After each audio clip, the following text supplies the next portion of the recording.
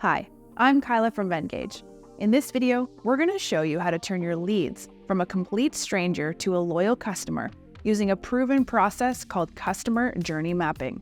Let's start with understanding what is a customer journey map. It's a visual representation of a customer's experience with a company that provides an understanding of the needs and concerns of customers, which directly motivates or inhibits their actions.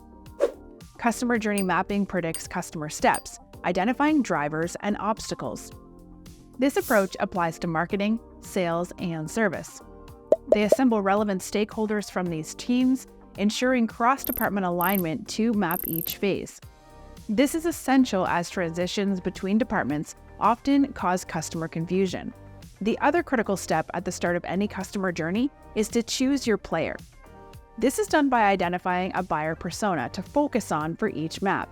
If you're not certain of your company's buyer personas, start by checking any existing business plans. If no buyer personas exist, you can easily generate them by using Venngage templates, which provide pre-designed, easily customizable templates.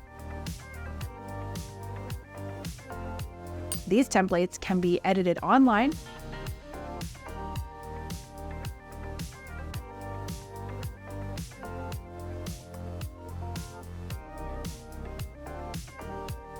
and can be downloaded in any format you like. Now, let's create a journey map. You'll see that the journey has three major steps: awareness stage, consideration stage, and decision stage. These are the basic stages that every prospect goes through on their way to becoming a buyer. For each stage, you'll want to define: what is the customer thinking or feeling? What is the customer's action? What or where is the buyer researching?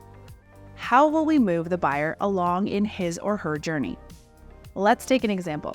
Imagine your business offers basketball classes for young kids. And let's assume that our buyer persona is the parent of two elementary school kids.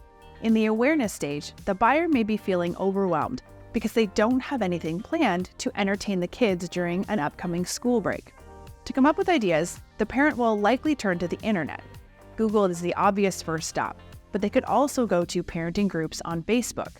To move the buyer along at this stage, you could create a blog post titled "Fun and Engaging Activities for Kids During School Breaks." You could also run targeted ads on Facebook. Next, consideration stage, where the customer is thinking about signing their kids up for soccer but needs more information. We answer the same questions as in the awareness stage, but further down the customer journey path. Parents might be feeling concerned that their kids don't like sports, or perhaps classes don't fit into their work schedule.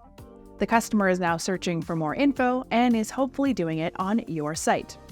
Your homepage should answer the customer's questions, in this case, by explaining how basketball helps kids develop physical and social skills.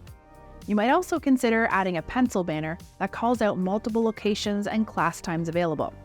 The consideration stage is also where tools like FAQs or live chat features come into play.